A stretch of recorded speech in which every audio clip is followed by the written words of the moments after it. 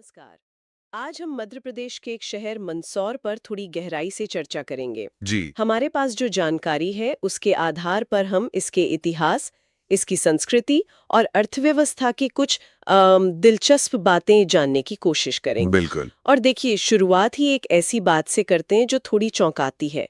क्या आपको पता है कि मंदसौर का एक पुराना नाम दशपुर था? हाँ, दशपुर। और कुछ स्थानीय मान्यताएं हैं जो इसे रामायण के रावण से जोड़ती हैं। जी हाँ, ये काफी प्रचलित है वहाँ। ऐसा मानते हैं कि रावण की पत्नी मंदोदरी शायद यहीं की थीं। हाँ, मंदोदरी, इसी से नाम मंदसौर पड़ा, ऐसी भी एक कहानी है। और ये कनेक्शन इतना गहरा है कि कुछ जगहों पर आज भी रावण की पूजा होती है। ये तो वाकई हैरान करने वाली बात है ना? बिल्कुल, ये सिर्फ एक कहानी नहीं है, ये शहर की पहचान का एक हिस्सा बन गया है। दशपुर नाम और ये रावण वाला जुड़ाव इसे एक अलग ही कह सकते हैं रहस्यमयी पहचान देता है। सही। और ये रावण पूजा जो प्रचलित है, वैसे तो बहुत कम देखने को मिलती है। ये दिखाती है कि कैसे स्थानीय मान्यताएं, आप कहिए, मुख्य धारा की कहानियों के साथ साथ साथ चलती रहती हैं। हाँ, ये बात तो है। ये पहलू इसे सिर्फ ऐतिहासिक नहीं बल्कि सांस्कृतिक तौर पर भी बहुत अनूठा बना देता है। अच्छा, तो इतिहास की बात करें तो क्या खास है यहाँ? इतिहास तो मंदसौर का बहुत ही समृद्ध रहा है। मौर्य काल से शुरू करें, फिर गुप्त, मुगल, राजपूत, मराठा, कई बड़ी ताकतों ने यहाँ शासन किया है। बाप रे, काफी लंबा इतिहास है। हाँ, और इसके सबूत भी मिलते हैं, जैसे चौथी 5वीं सदी के शिलालेख हैं। और एक बहुत महत्वपूर्ण चीज है 6ठी सदी का एक विशाल अखंड स्तंभ। अखंड स्तंभ? जी, सिंगल पत्थर का। यशोधर्मन नाम के एक राजा थे, उनकी विजय का प्रतीक है वो। अच्छा। तो ये सब खोजें बताती हैं कि इलाका प्राचीन काल से ही कितना अहम रहा होगा। और इसी लंबे इतिहास की छाप यहाँ देखने लायक जगहों पर भी होगी जरूर। सबसे मशहूर क्या है? सबसे मशहूर तो शायद शिवना नदी के किनारे बसा पशुपतिनाथ मंदिर है। पशुपतिनाथ मंदिर? हाँ, और इसकी खासियत है भगवान शिव की अष्टमुखी मूर्ति, मतलब 8 मुख वाली। 8 मुख? ये तो बहुत अनोखी बात है। बहुत अनोखी। कहते हैं कि ऐसी मूर्ति दुनिया में सिर्फ 2 ही जगह है, एक यहाँ मंदसौर में और दूसरी नेपाल के काठमांडू वाले पशुपतिनाथ मंदिर में। अरे वाह, ये तो जबरदस्त है। हाँ, ये अष्टमुखी शिवलिंग वाकई अद्भुत है और दूर दूर से श्रद्धालु आते हैं इसके दर्शन करने। और इसके अलावा? इसके अलावा भी बहुत कुछ है, जैसे गांधी सागर बांध है, काफी सुंदर जगह है। फिर एक वो चट्टानों को काटकर बनाया गया धर्मराजेश्वर मंदिर है।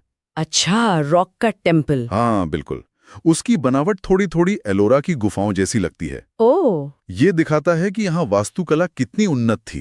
पास में ही कुछ बौद्ध गुफाएं भी हैं, तो धार्मिक विविधता भी दिखती है। और हाँ, मंदसौर का किला और हिंगलाजगढ़ किला भी है। पुरातत्व संग्रहालय है शहर में, वहां इनमें से कई मूर्तियां रखी भी हुई हैं। तो मतलब इतिहास, धर्म, कला सब कुछ है। इसका असर संस्कृति पर भी दिखता होगा। भाषा वगैरह कैसी है? हाँ बिल्कुल, संस्कृति तो मिलीजुली है ही। और मुख्य भाषा जो यहाँ बोली जाती है वो है मालवी। मालवी? ये कैसी भाषा है? ये राजस्थानी और हिंदी का मिश्रण जैसी है। मालवा क्षेत्र की अपनी बोली है। अच्छा, तो ये भी उस मिले जुले असर का ही नतीजा है। सही कहा। ये सांस्कृतिक मिश्रण यहाँ के त्योहारों में, रीति रिवाजों में, रोजमर्रा की जिंदगी में, सब में झलकता है। चलिए अब जरा अर्थव्यवस्था पर आते हैं। और यहाँ भी एक बहुत ही अनोखी बात सामने आती है। हाँ, क्या? जानकारी ये है कि मंदसौर और पास का जो नीमच जिला है वो मिलकर भारत का लगभग 90% वैध अफीम उत्पादन करते हैं। जी हाँ, ये बिल्कुल सही जानकारी है। ये मंदसौर की एक बहुत ही खास पहचान है। 90%? ये तो बहुत ही ज्यादा है। हाँ, काफी ज्यादा है। पर ध्यान देने वाली बात ये है कि ये लाइसेंसी खेती होती है, सरकार की देखरेख में। अच्छा, मतलब कानूनी तौर पर? हाँ, कानूनी तौर पर। और ये दवा उद्योग के लिए होती है, एल्कोलॉइड्स निकालने के लिए। इसी वजह से मंदसौर का नाम अंतर्राष्ट्रीय स्तर पर भी जाना जाता है। ये तो बड़ी बात है। लेकिन क्या पूरी अर्थव्यवस्था इसी पर टिकी है? नहीं नहीं, ऐसा नहीं है।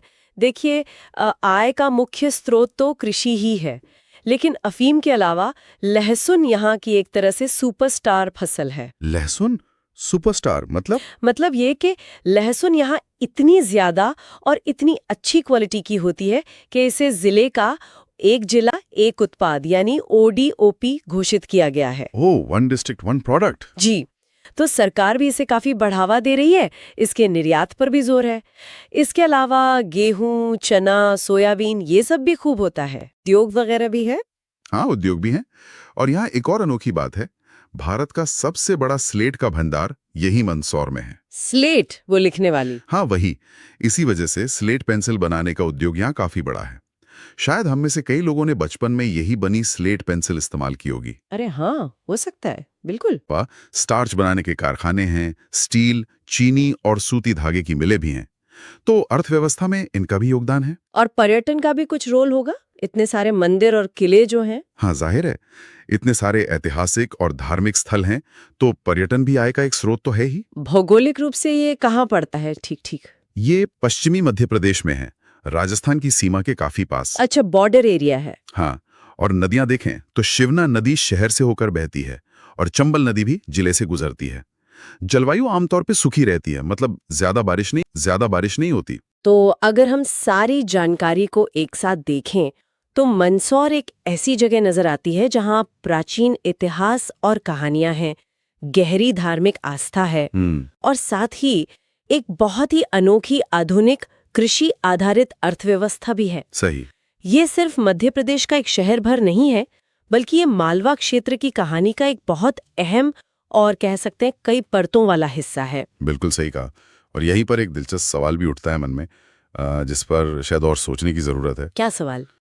कि कैसे एक ही जगह, एक ही शहर अपनी पहचान अपने प्राचीन मंदिरों से, रामायण से जुड़े किस्सों से और वो 6ठी सदी के विजय स्तंभों से बनाता है जी। और साथ ही वही जगह आज दुनिया में वैध अफीम उत्पादन का इतना बड़ा केंद्र भी है। हाँ, ये विरोधाभास तो है। तो ये दोनों पहचानें, एक जो इतनी प्राचीन है, आध्यात्मिक है, और दूसरी जो आधुनिक है, आर्थिक है और थोड़ी कह लीजिए विवादास्पद भी, ये दोनों एक साथ कैसे रहती हैं और एक दूसरे पे क्या असर डालती होंगी, ये सोचने वाली बात है ना।